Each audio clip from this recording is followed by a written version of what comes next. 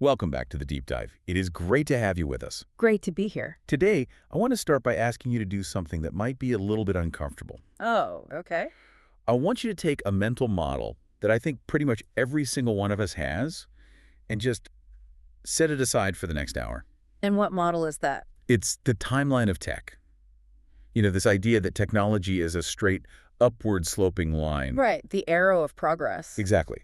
The assumption that 1990 was inherently better than 1980, and 1980 was, unquestionably an improvement on 1970. It feels logical, doesn't it? It's a very comforting narrative. Computers get faster, screens get brighter, everything gets better. It just feels right. But the stack of documents you've brought with you today, well, it really throws a wrench in those gears. It really does. It suggests that narrative might be a little too simple, and in some cases, just plain wrong. So what are we looking at here? Set the table for us. We have a stack of summative reports from the University of Delaware.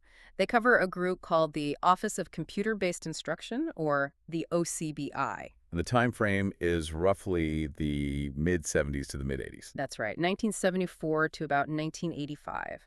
And alongside those, we've got a retrospective academic article called Back to the Future, which kind of analyzes the pedagogy, the philosophy behind what they were doing. And when you read these together, what's the story they tell? They tell a story about a lost golden age. I'm not exaggerating. A moment specifically in the mid-1970s where education technology was, in some very important ways, superior to what came after it. Superior to the 80s. To the 90s. Yes. And honestly, even superior to some of the stuff we saw in the early 2000s. That's a huge claim. I mean, you're saying that a computer system from the disco era, when people were listening to ABBA on 8-track, was somehow better than the Macintosh revolution. In terms of educational philosophy, in terms of connectivity, absolutely. Yeah. We're going to explore how the personal computer boom of the 1980s, the thing we all celebrate as the birth of modern computing. The Apple II, the Commodore 64. All of it. We're going to show how that boom actually broke the educational experience. It set the entire field back by almost 20 years. Broke the experience. Love that hook. Okay, so our mission for this deep dive is to figure out what they knew in 1974 that we collectively forgot. And why it took us so long to remember it. But let's start with the triumph before we get to the tragedy. Let's set the scene. It's 1974 at the University of Delaware. What's going on? Is this just a couple of rogue professors tinkering in a basement? No, not at all. This was an institutional priority, top down. In the fall of '74, the university leadership formed something called the Computer Applications to Education Committee. Okay, so very official sounding name. Right, and you have to understand the context of the time. For most universities, a computer did two things. Let me guess. Crunching numbers for scientists. And processing payroll. That was it. They were giant, room-sized calculators for research and administration. They weren't seen as teaching tools. Not at all. But Delaware had this really different ambition. They wanted a system that could genuinely teach, that could interact with students. So they put together a wish list. They did. They created a criteria for system selection document. And I'm telling you, if you read this list today without the date on it, you would swear it came from a modern ed tech startup in Silicon Valley. I've got the list from the report right here. And the first thing that jumps out is what they didn't want. Exactly. They explicitly stated they were not looking for a drill and practice machine. And that is the absolute key to this whole story. Drill and practice is just, digital flashcards. It's boring. It's rote memorization. It's what most people think of when they imagine old school educational software. Right. And Delaware said, no, we want more. They wanted a system that supported gaming. They wanted simulation. They wanted high-speed interactive graphics, both text and pictures. Which in 1974 is. That's a wild ass. Graphics at that time was usually ASCII art, right? It was basically typing the letter X over and over again to make a picture on a printout. But they wanted more. They wanted a centralized library of courseware so that every professor wasn't reinventing the wheel. Okay, that's smart. And then there's the kicker, the part that feels like it's from 2024.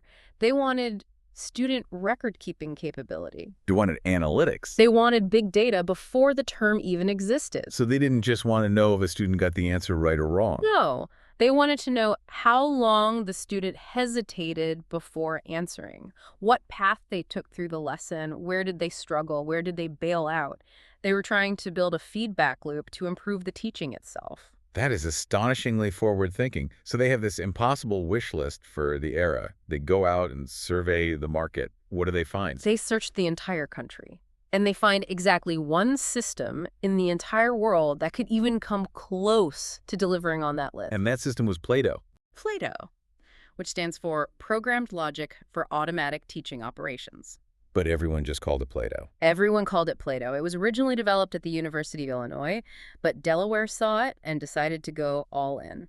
Okay, we have to paint a picture of what this thing actually looked like.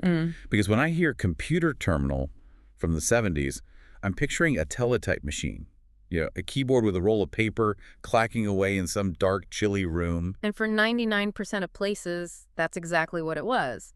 But Plato was different. It was a mainframe system. So what does that mean exactly? It means the brain was a massive, powerful supercomputer located somewhere else.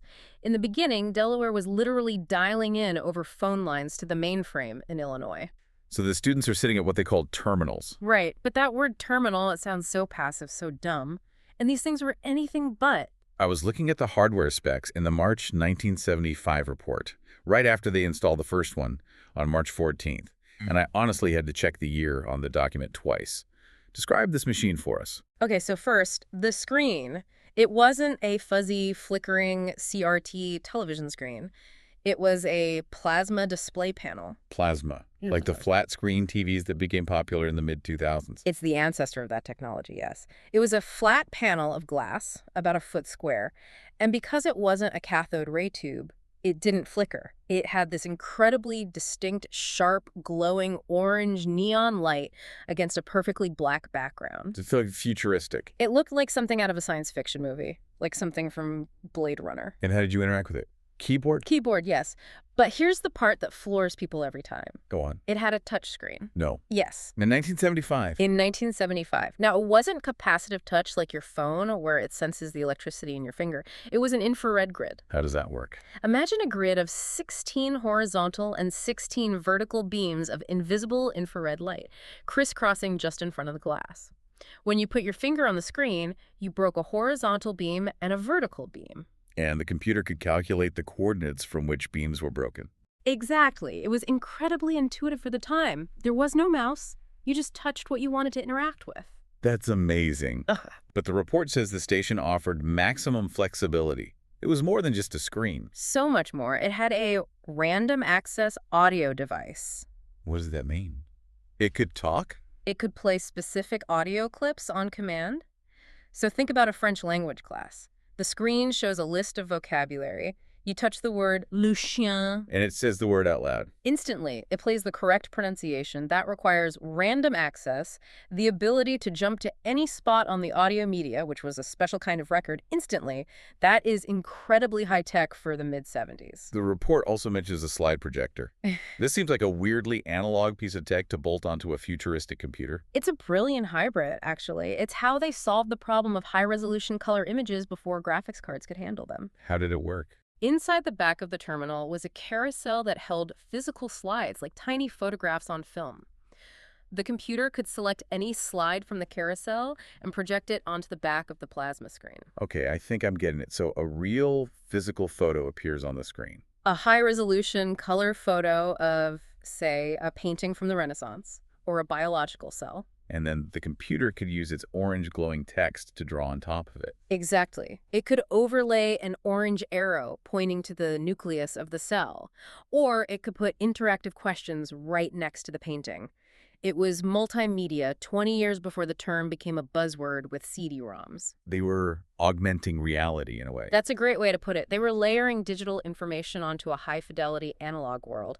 And the University of Delaware saw all this, and they realized this isn't just a calculator. This is a media hub. This is the future of the classroom. And they clearly went all in. The report notes that by March 17, 1978, they hit something called the break-even point. Right. That's a really important milestone. That was the moment when the university's own analysis showed that they were using so many thousands of hours of instruction on the system that it had become cheaper to spend millions of dollars to buy their own Plato mainframe. Then to keep paying the long-distance phone bill to connect to the one in Illinois. Exactly. And that proves the scale here. They weren't just dabbling. They weren't running a pilot program in one department. They were building the core educational infrastructure of the university around this orange glowing box. Okay, so the machine is built. The investment is made. But a machine is just, metal and gas and silicon. The real story, and what these reports spend most of their time on, is the human experience. Yes. They published this framework, which they call the 11 benefits of the system. It was basically their justification for why they spent all this money. And this is where we really get into the psychology of this lost golden age. They were discovering fundamental things about human-computer interaction that, I would argue, we are still rediscovering today. Some of these benefits seem, pretty standard.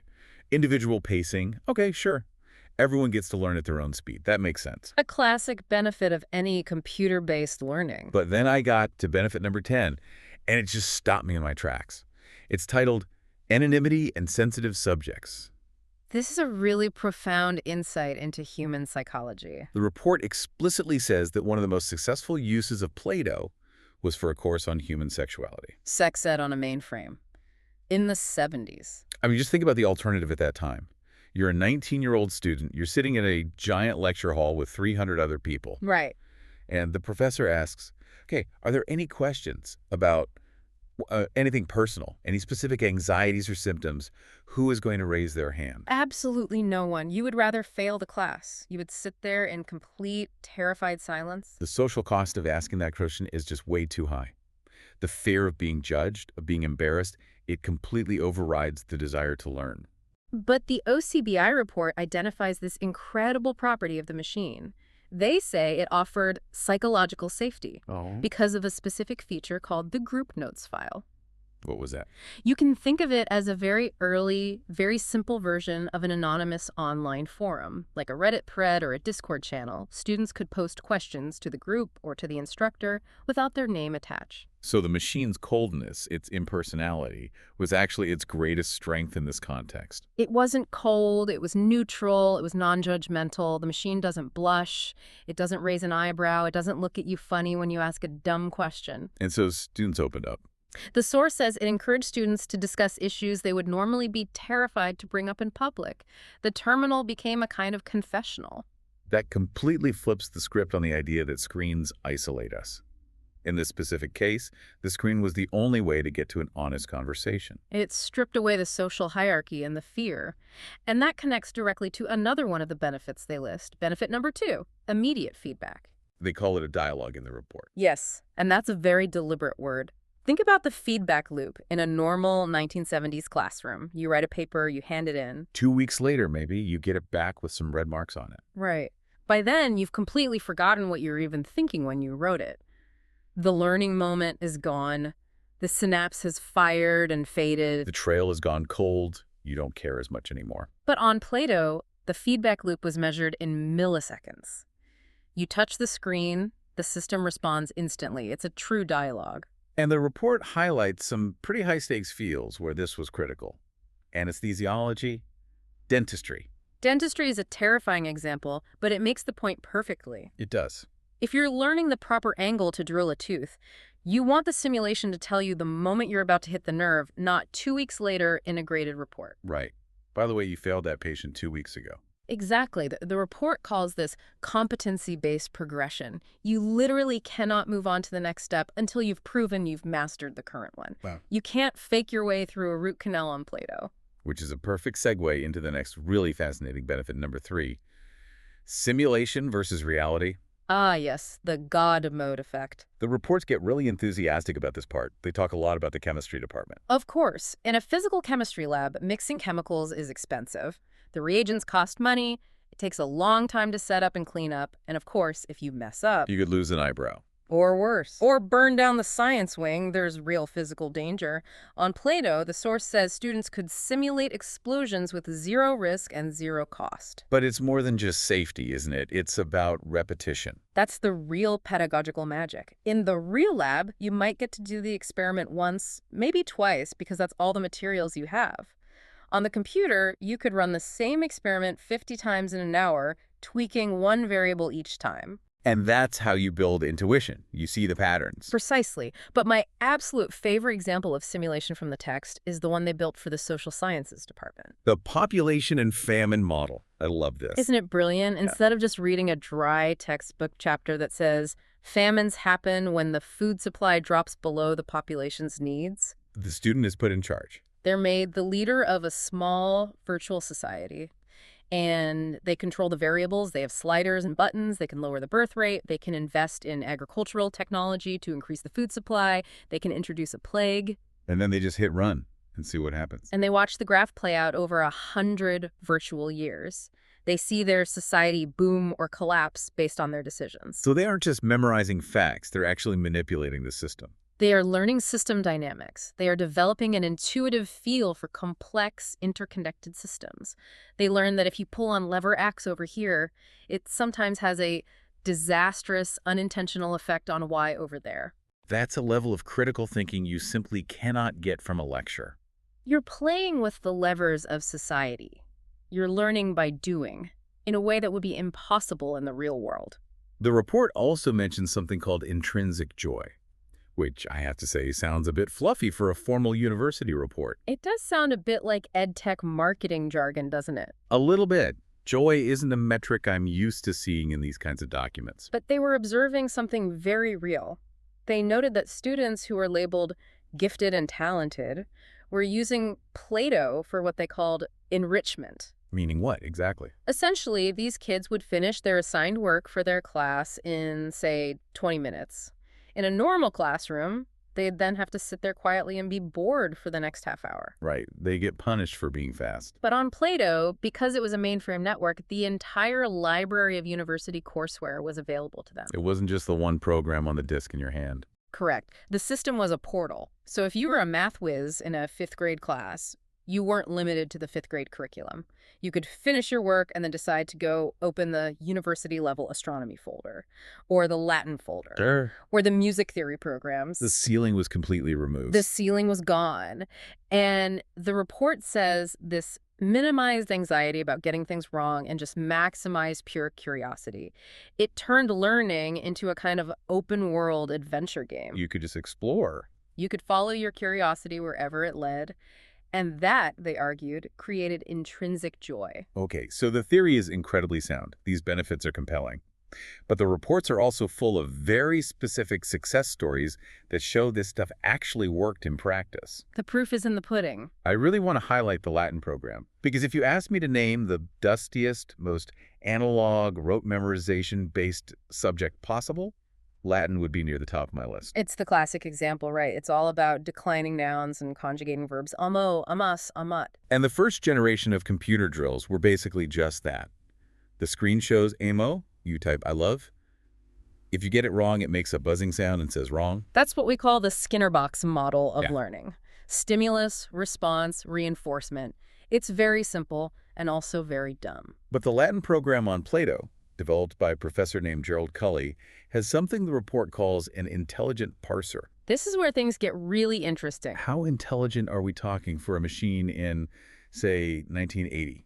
Surprisingly intelligent. The program didn't just check if your answer matched a pre-programmed correct answer. It analyzed the grammar of your mistake. Can you give us an example? Sure. Let's say the computer gives you a sentence to translate where the word dog is the direct object of the verb. And let's say you, the student, type the correct Latin word for dog, but you use the subject form of the noun, the nominative case, instead of the object form. Okay, a common mistake for a beginner.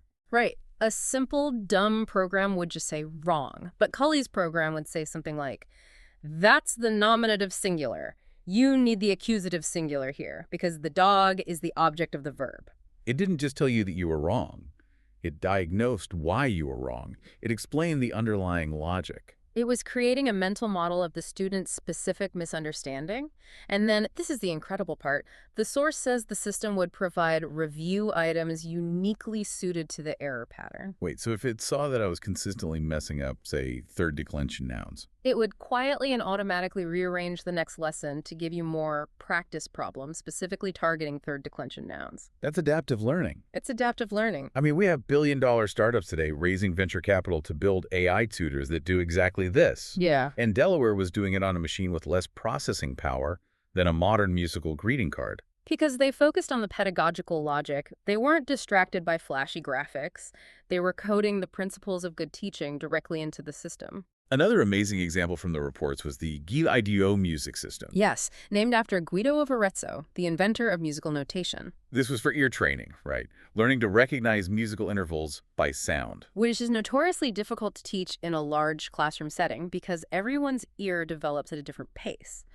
What's easy for one student is impossible for another. And the report says the UIDO system was strictly competency-based. Meaning, the machine forced you to eat your vegetables.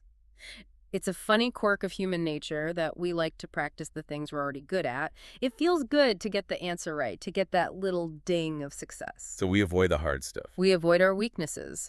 GIDO don't let you do that. It analyzed your performance data, identified the musical intervals you were worst at hearing, say a diminished fifth, and it would relentlessly drill you on that specific interval until you mastered it. And what was the outcome? Did students hate it? Quite the opposite. The data showed that students in the computer-based group felt they learned more than the students in the traditional human-led class. They trusted the machine's rigor. They knew it wasn't letting them get away with anything. Okay, one last example, because it brings in that hybrid analog-digital tech we talked about. The Art History Project. The Art History Resource Images Project. This used video discs. Right. And it had 900 images of art from the Middle Ages. You have to remember, this is before the internet, before Google Images. Yeah. If you were a student in 1975 and you wanted to see a high-quality color image of a specific stained glass window in Chartres Cathedral, You had to go to the library and find the one art book that had it and hope it wasn't already checked out. Exactly. It was a slow, painful process. This project gave students instant, random access to a library of 900 high-quality images on their desk, and it used the Plato system to overlay text, questions, and arrows directly onto those images.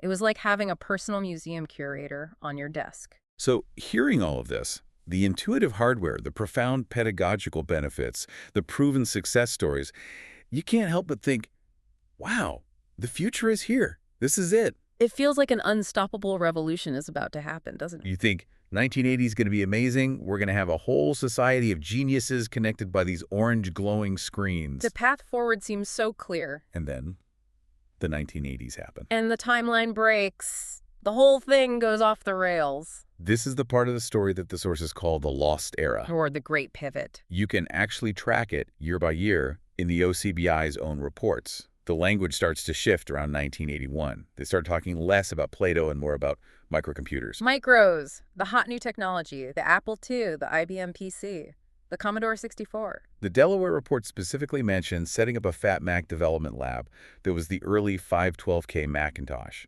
And there's this really delightful section on the Atari experiment. I love that part. They set up a lab of Atari 800 home computers for the music department to teach lifelong learners.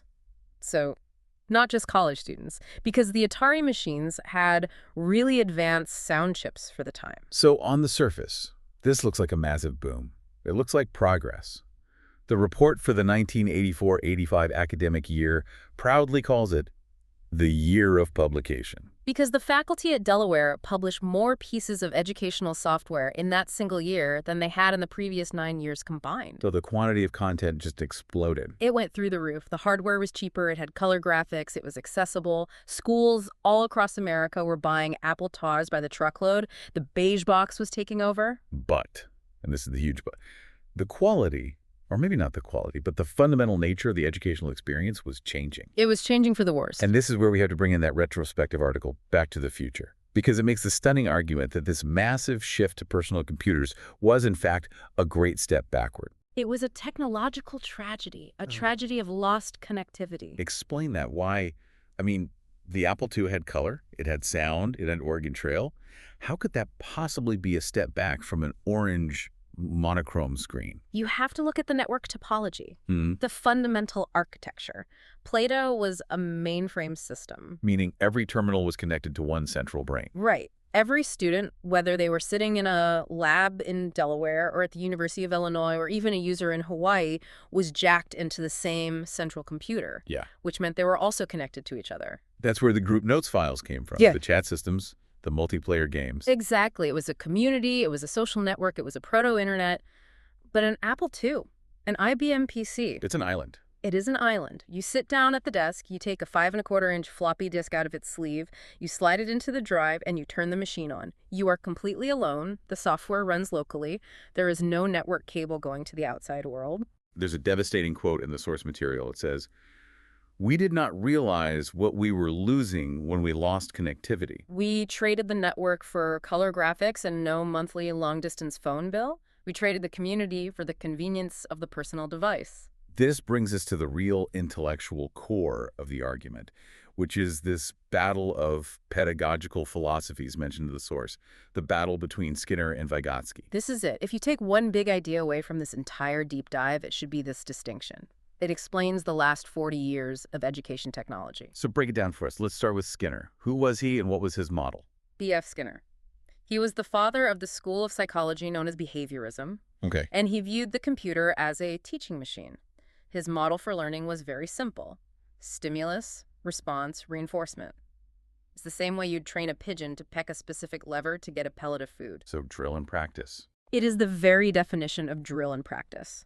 The computer presents a math problem. That's the stimulus. You type the answer 4. That's the response. The screen flashes "good job." That's the reinforcement, the food pellet. And the standalone personal computer, the Apple II, was perfect for this. It was the ultimate Skinner box. It was designed for this kind of isolated, repetitive, call-and-response learning. It doesn't need a network for that. All it needs is a floppy disk with a quiz on it. Okay, so that's Skinner, the teaching machine. Who was Vygotsky? Lev Vygotsky. He was a Russian psychologist, a contemporary of Piaget. And his theory was something called social constructivism. A very different name. A completely different philosophy. He argued that learning is fundamentally a social act. You don't learn effectively in a vacuum. You learn by talking to your peers, by arguing with the teacher, by trying to explain your idea to someone else, by seeing how other people solve a problem. He had the idea of the triangle, right? Yeah. The Vygotsky triangle, yes. True learning happens at the intersection of the subject, the learner, the object, the thing being learned, and the community. He believed that the community part, the social interaction, was absolutely essential for building deep, lasting understanding. So going back to our story, Plato, almost by accident of its hardware architecture, was a Vygotsky machine. It was accidentally Vygotsky-in. Because it was a mainframe, it naturally facilitated chat and shared note files and communication between students and teachers. It was a social space where learning could be constructed together. And the PC revolution of the 1980s was pure Skinner. It was. It forced education for an entire decade into a behaviorist box. Yeah. The source argues that the lost decade of the 80s happened because the hardware limitations of the time, the lack of affordable modems and networks, forced everyone to adopt a pedagogical theory based on isolation, which was actually inferior. We let the limitations of the hardware dictate the teaching method. Precisely. The cost function, as the reports call it, won out. Micros were cheaper than mainframe terminals. School districts bought what they could afford, even if it meant throwing away the collaboration, the group notes file, the social connection. We saved money, but we lost the soul of the machine. And the implication in that Back to the Future article is that the entire internet revolution of the 1990s and the Web 2.0 era of the 2000s, it was really just us as a society clawing our way back to where Delaware was in 1978. That's the central thesis. We spent 20 years and billions of dollars reinventing the functionality that Plato had running on a plasma screen during the Ford administration. We built the World Wide Web to get back to Plato. In a very real sense, yes. It's a frustrating thought, isn't it? It feels like we wasted a generation's potential stuck in those isolated Skinner boxes. It's this cycle. Mainframe, which was connected, then the micro, which was disconnected, then the internet, which is reconnected. We are finally, in the 2020s, back to the global village that Plato accidentally created 50 years ago. But this isn't just a history lesson, is it? We are right now, as we speak, living through another massive, maybe the biggest ever, hype cycle in education technology. Artificial intelligence. Of course. The parallels are they're striking. They really are. We have these incredible new tools like Khanmigo from Khan Academy, which acts as a personalized one-on-one Socratic tutor. We have ChatGPT writing lesson plans. We have this grand promise that finally, every student will have an Aristotle on their shoulder. But if you go back and look at the core values from those 1975 reports, they're exactly the same things we're chasing today. They haven't changed one bit. Like what? Individualization. They were dreaming of building a student model back in 1985.